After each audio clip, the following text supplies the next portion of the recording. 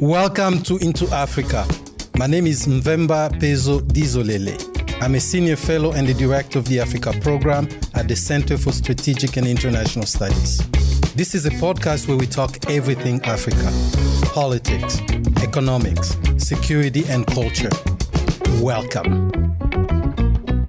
Debt levels in Africa have been increasing in recent years, driven by several factors, including infrastructure development needs, fiscal deficit, borrowing for social programs, COVID-19, and most recently, the Russian war in Ukraine that has affected the prices of commodities.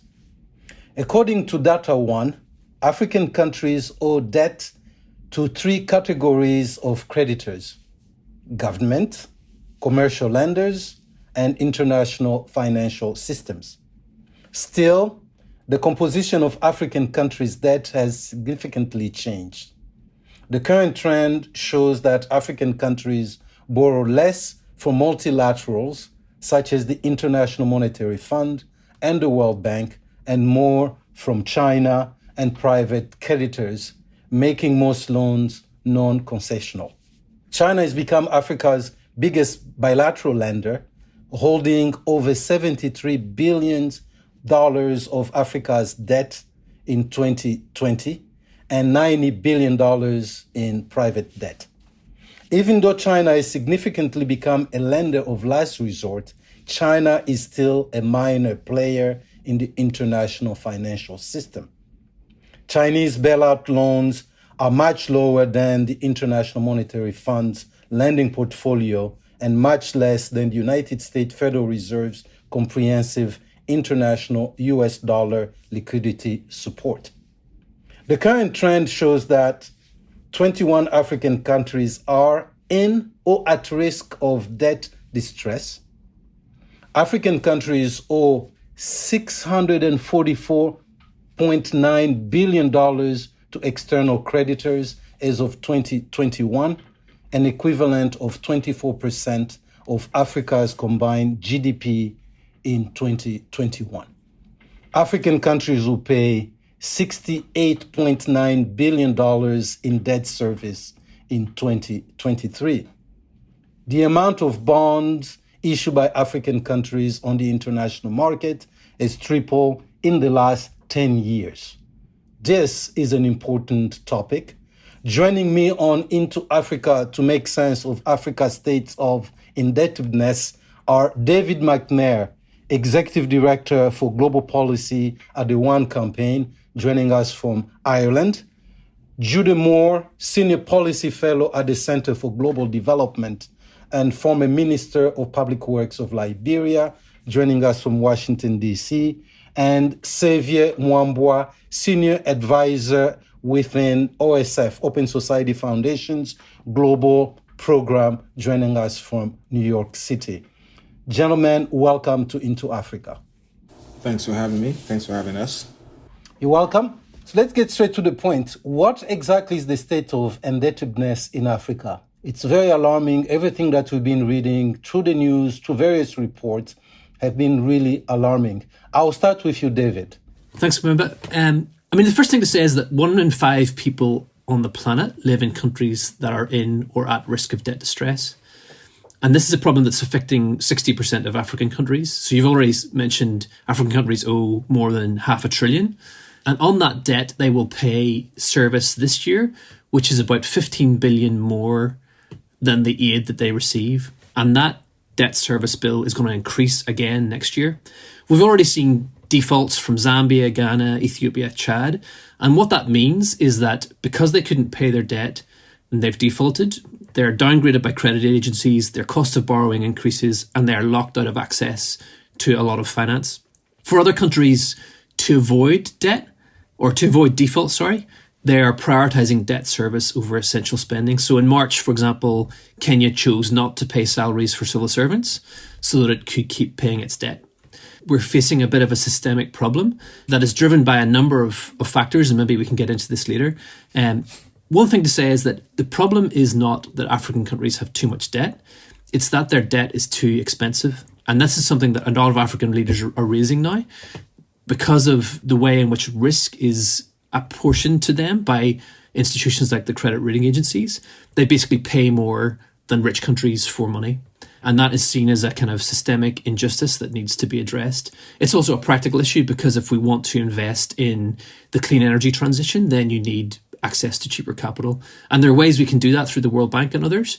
But the first thing we need to do is to kind of acknowledge that we need more finance, we need cheaper debt, and to do that, we need to reduce this African premium when it comes to the cost of borrowing money.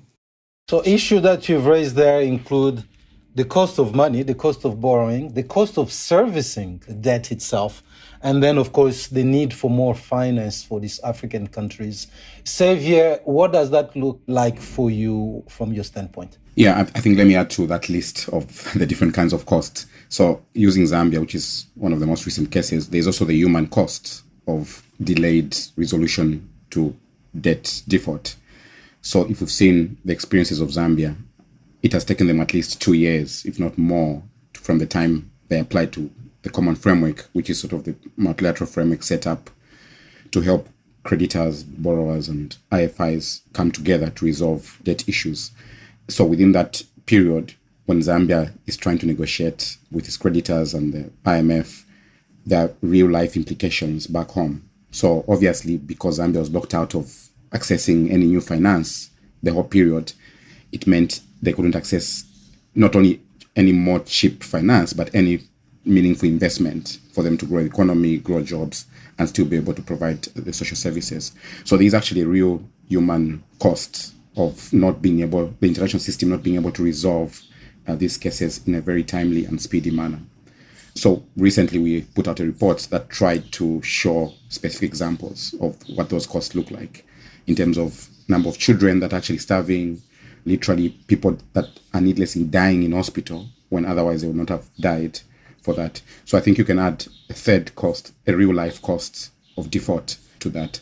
So this is really not just a technical issue, right? Like most of the discussion obviously have centered around what are the different technical solutions.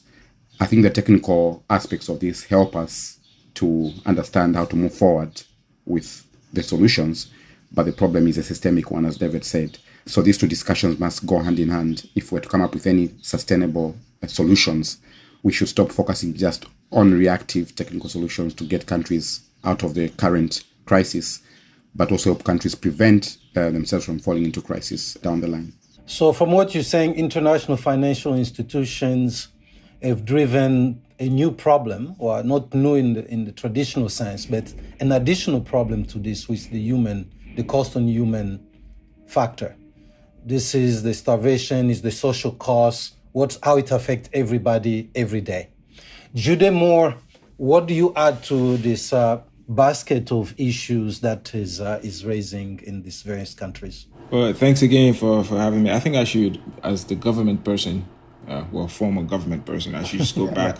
For African audiences and people listening to this, there is always this accusation that this borrowing is frivolous. Why are they borrowing all of this money anyway? So first, there are very few countries in the world that are able to finance running government simply from taxes. Every country borrows. In fact, just in the US, there was risk of default because of raising the debt ceiling. So exactly like the US and Japan and everyone else, countries have to. But that need to borrow is much heightened in Africa. In 1914, the total population of the continent was around 120 million. That's basically the population of Ethiopia today. Today, we're about 1.4 billion. It's an 11-fold increase in the population. Not even Asia, when it expanded, increased at that rate. And that population is increasingly very, very young. So the amount of social spending that is required, the amount of infrastructure that is required, there is just not enough money generated within our economies to allow us to do this. So we're in this chicken and egg situation, right? You need the infrastructure for the economy to grow, but you don't have the economy to be able to borrow locally to be able to build that infrastructure. Ultimately, we have to seek external savings, whether that's from China, from India, from the international financial institutions, or, as you noted before, from international capital markets. So, because we need a diversity in the sources of finance, African countries, especially beginning in 2000, at least 21 African countries have gone to international markets to borrow. However, most African economies depend on, again, we're saying Africa here, but these apply in a lot of instances where we depend on one or two commodities, whether it's cocoa, it's gold, it's Zambia for the chipolopolo, right? And what happens during times of external crisis, like COVID, when factories shut down in China and there is no demand for the commodities that we export, all of a sudden, the cost of borrowing your debt significantly rises because that was the only way of generating a revenue. So most of the international financial markets, when we go to borrow, they price that risk into our debt, making our debt really, really high, which means we are just one external or internal crisis away from default. And that's basically what COVID did to most economies. And then just as we're coming out of COVID, obviously, we get the Russian invasion. So African countries are caught in this very, very difficult situation of where you need to finance social services and infrastructure, but your ability to finance them are significantly hampered. And so the need for external. So back to David's point, this thing of there has to be some way that we restructure the international financial system so that the cost of borrowing for countries in this situation is reduced. But more importantly, if we're all going to make the transition to net zero, then something has to change about the way we finance the infrastructure that gets us there. So I just wanted to, at least for the listeners, from the perspective of the governments that are making the choices to borrow, why do they do it? I just wanted to address that. Gyude, this sounds like a classic case of fragility.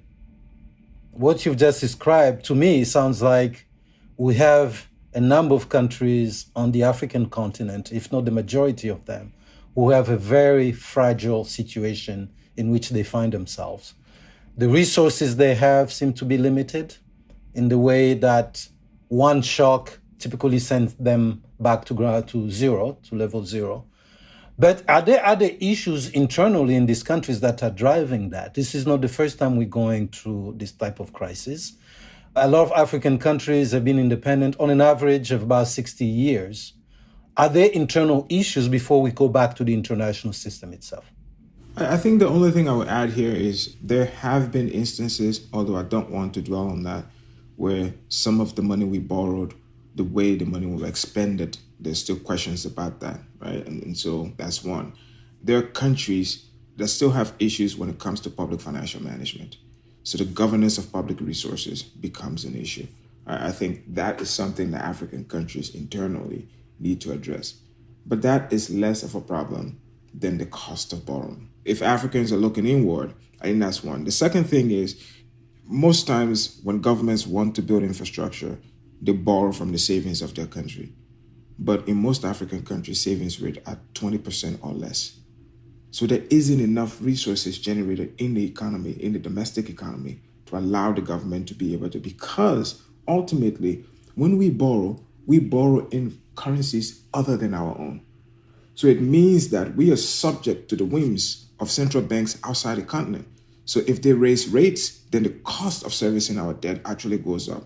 If there is a way that we can tap locally so that our borrowing is in local currency, it gives us significantly more control than it would when we do Eurobonds or when we borrow directly from external actors. So if there's one thing that we should address, definitely it has to be continuous improvement of public financial management within African states. Oh, this leads me to the point, Savior, as a Zambian, I'm Congolese, we know our countries, the two of them are the powerhouses when it comes to copper, cobalt, and other related materials. They've also benefited, at least theoretically, from major booms. So for DRC and Zambia in the 70s, there were major boom in terms of copper. We've just seen that boom again, even bigger, depending on who's reading, throughout the 2000s, right? Just recently. What happened? Why can't we, as African country, address that issue that Gyude just raised about reserves, which are really savings? Where did money go? What happened during that boom that we find ourselves? So Zambia, DRC, just to use these two examples, what happened? There's obviously another connection to this, which is why the role of dependency on the commodities is very important, and the nature of the extractive industries. So just like the nature of the creditors has changed for countries where we've moved from creditor list that is heavily dominated by official creditors and multilaterals to one which has more commercial creditors. If you look at the nature of extractive industry as well, post-independence, most of the extractive industries were owned by the governments. So at least had quite a good amount of leverage. But again, they still were raw material exporting under the whims of forex fluctuations, right? And commodity price fluctuations that they don't control, which is what saw Zambia, a good example, where it became from one of the richest sort of countries and it had GDP in less than like 10 years. It just collapsed because of the forex fluctuations and commodity prices. I think governments need to find a way of really structuring the economy that, one, they're not so much dependent on external ownership. Right now, even though Congo and Zambia, they own the minerals, but they don't control them. They are mostly in foreign hands, right? They're privatized. They don't have much control over the commodity prices. In Zambia, for example, one company, Glencore, has not just ownership of the commodity itself, but it has offtake agreements and controls the marketing as well.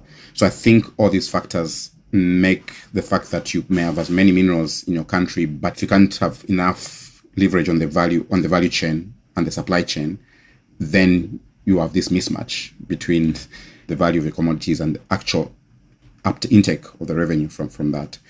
On the other hand as well, I think data accountability, and I think you mentioned more data accountability on the part of governments, borrower countries.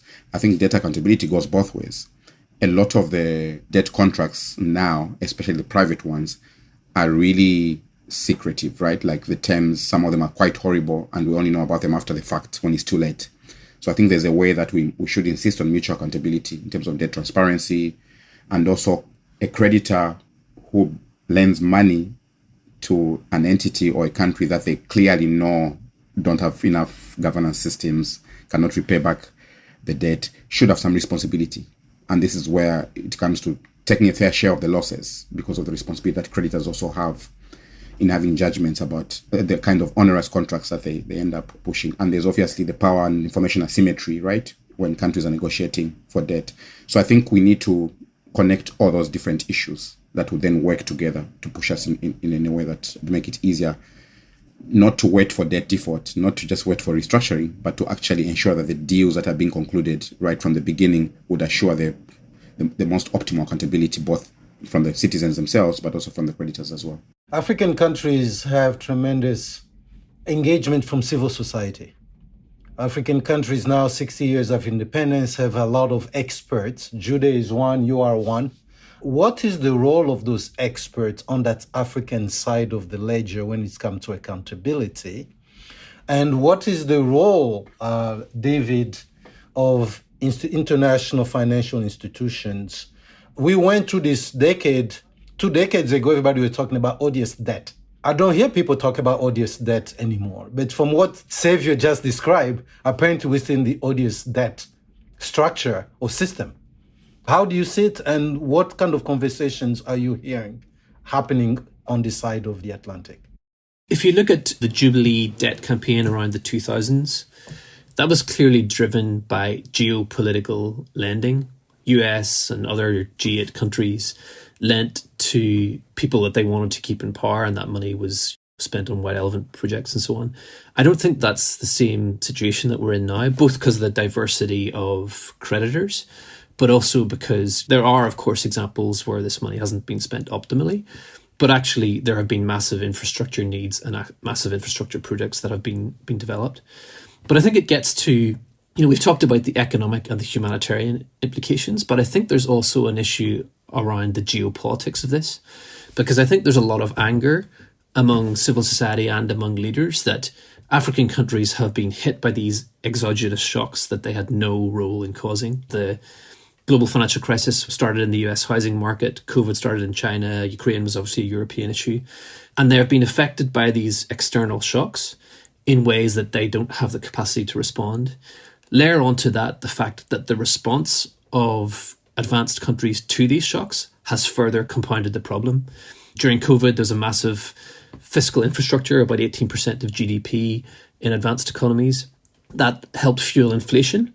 And because of inflation in the United States, the Federal Reserve is now increasing interest rates. And because most African debt is denominated in US dollars, that's then increasing the cost.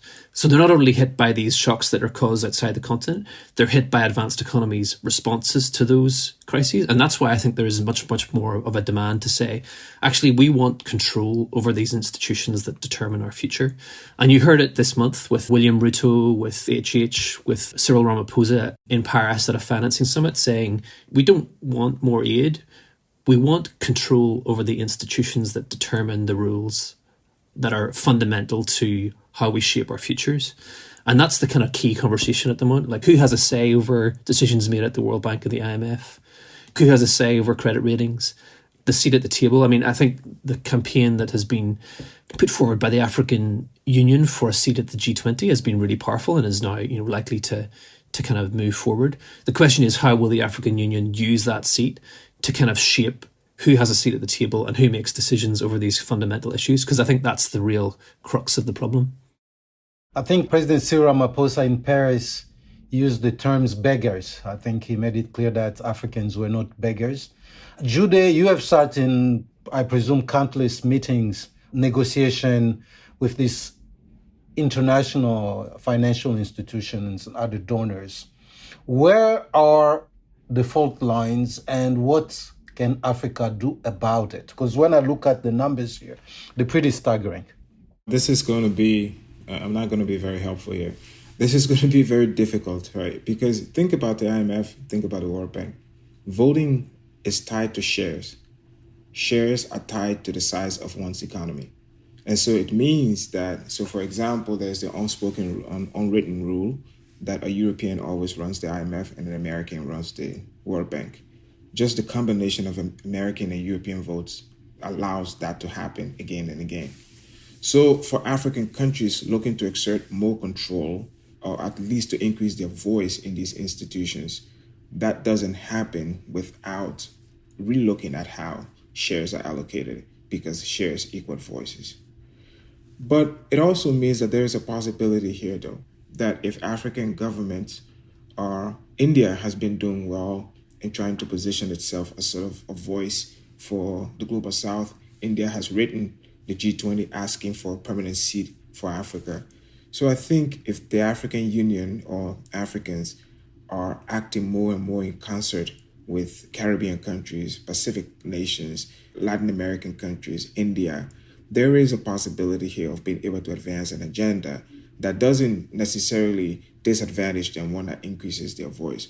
But to your point, at least the conversations I was a part of in Liberia's situation would be different from other countries, is that we were coming out of a civil war. We went into those meetings with no leverage. We went into those meetings with no power at all. And a lot of African countries going into those might have slightly more power than Liberia did going into those meetings. But again, the dominant players have significant voice. And so I think to David's point, and the point that African leaders have been making, is that the continent has been a rule taker for such a long time. We would like an opportunity to be rule makers, because there is a clear difference in what the rules look like when you have a voice in saying what the rules are. So rule makers is what Zambia is trying to do now, and what exactly is the approach that Zambia is taking?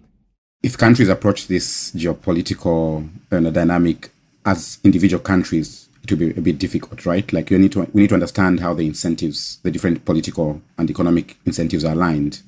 And obviously, that is why it's very important to have harmonized, united voices coming from either Global South or even African countries themselves as a starting point. So, for example, yes, it's true that individual countries themselves may not have as much power or leverage, but if you think about how African countries are arranged from a geopolitical point of view, they are the center of influence, right? Everybody wants to use Africa as a battleground for their, whether it's natural resources or political influence. African countries, a handful of them have at least a majority of natural resources, including critical minerals now. So I think there's something to be said about African countries realizing that there's a power that they have, both the political power and the other kinds of power from natural resources, that they can actually mobilize and enable themselves to configure themselves with a voice that can have more leverage.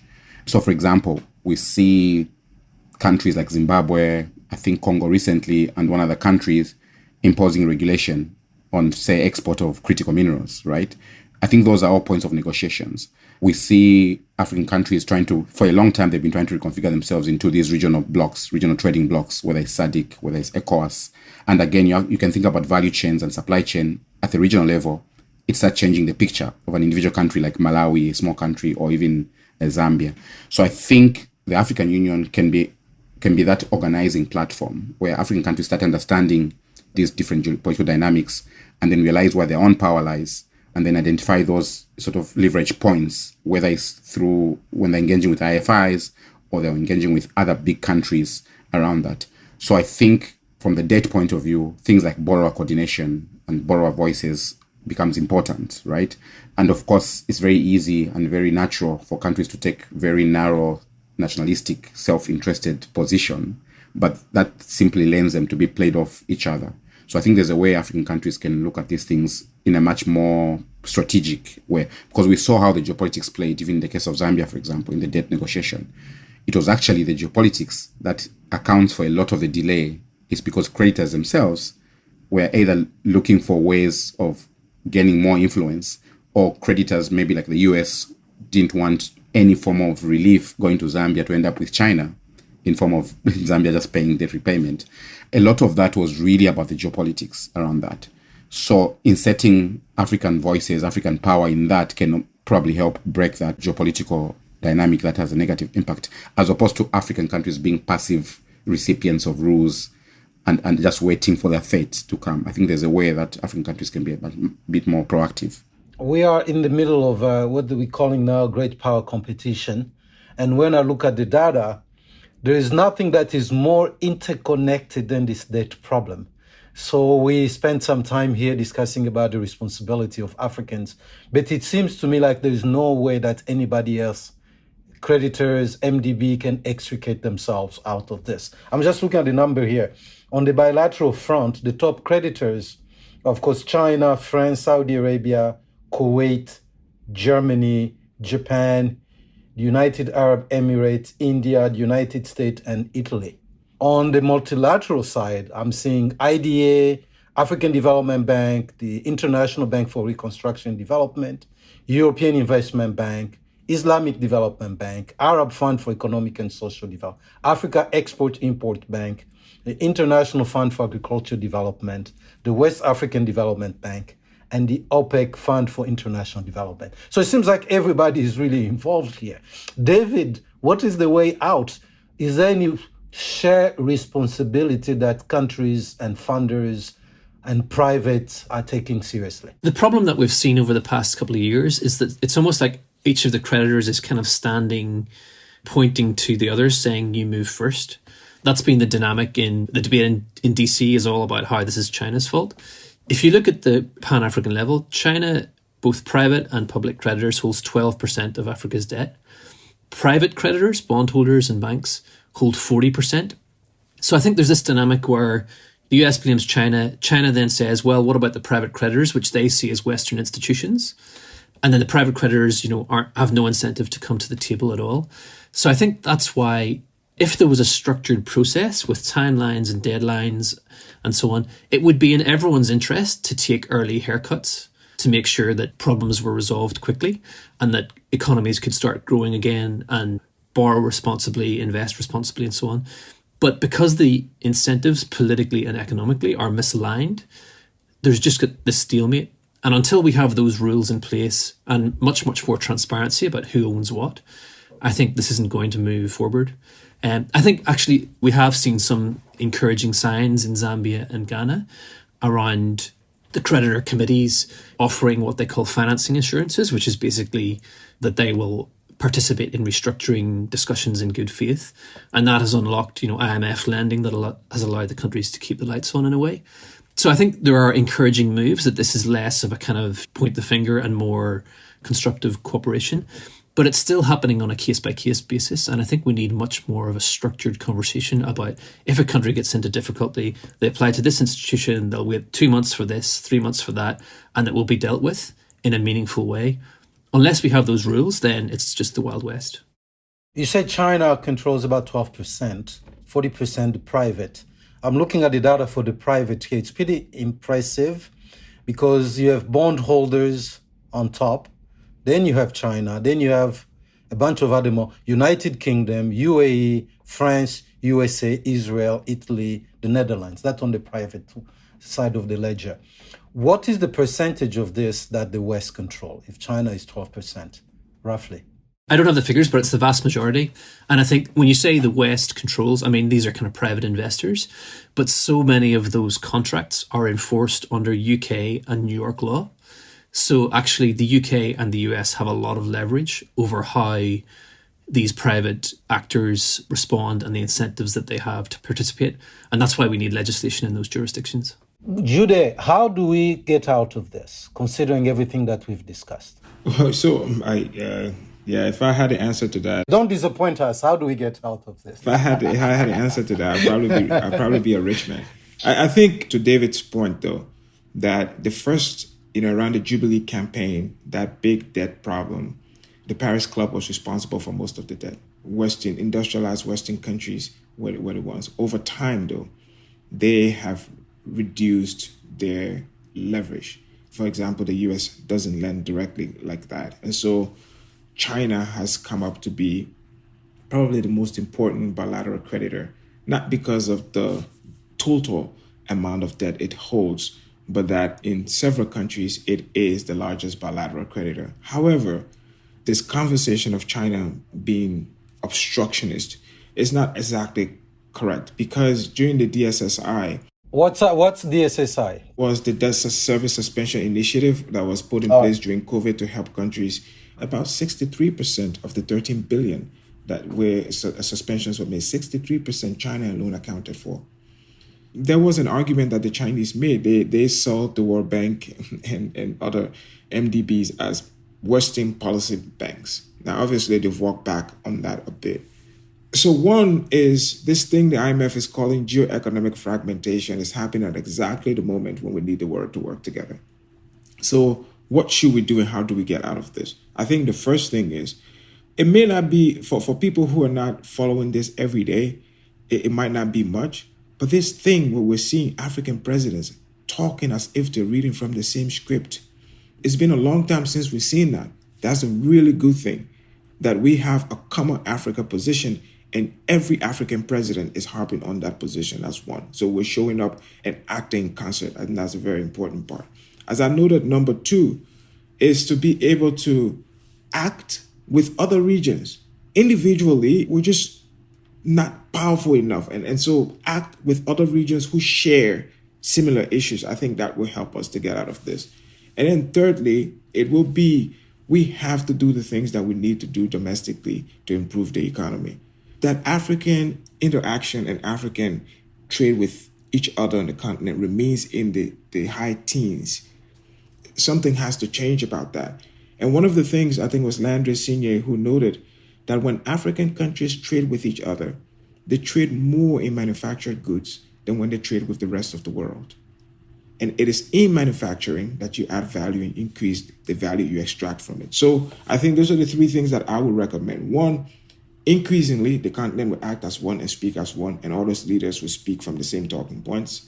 Two, the continent will act in concert with other regions to be able to increase its voice.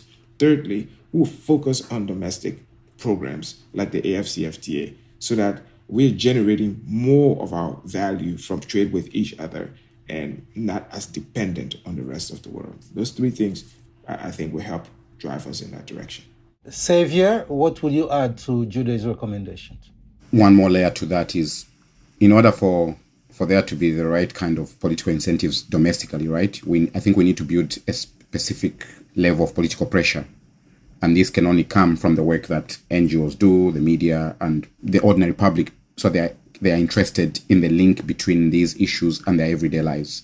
Because it's about what will force politicians to act in a certain way. It's the fear of them losing power through an election, or the reward of them winning power if they actually deliver something that is much more sensible for the ordinary people. So it's very important to have another layer of building power domestically, keeping the political pressure on the elected leaders so they act in the right way. Because politicians, they tend to have very short-term, narrow interest, right? They only look over a 5-year term. When they come to these international forums, we can assume they're acting in the interest of their countries, but it's not always the case, especially when they're cutting backdoor deals. So I think we need that sort of pressure for them to be transparent, to be accountable to their voters. And part of that will involve them understanding exactly the implications of them not making the right choices. So I think that David's group and others and the philanthropies that they try to support civil society work and grassroots movements in our countries, because I think that's where the power lies. We don't have a lot of corporations. We don't have a lot of local private sector that would really use their lobbying power the way in the West it happens. And we don't want to create that vacuum for that kind of narrow corporate interest. So we need really to build political power in our countries. David, from your advocacy, you are heavily involved, the one campaign that is, with policymakers. Any recommendation before we close this? I mean, I think the first thing is that citizens should realize that their voices matter and have power. I mean, if you look at per capita, the votes in the IMF, a US citizen's vote at the IMF per capita is 60 times that of an Ethiopian's. So, if you're sitting in the US and you think you don't have leverage over this, you have a lot more leverage than the people who are affected by those issues. So I think we need to kind of build solidarity between citizens that are affected and those who have power to change things. The second thing is just on the kind of long-term strategic vision. I think we need to kind of flip the narrative in some cases. A lot of the perceptions in Europe and North America are that Africa needs those countries for donor resources or support or whatever. I think if you look at the trends, whether it's on demographics, on critical minerals, on geopolitics and votes at the UN, Europe needs Africa. The US needs Africa. Just take demographics, for example. By 2050, Africa will add more than 700 million people to the workforce.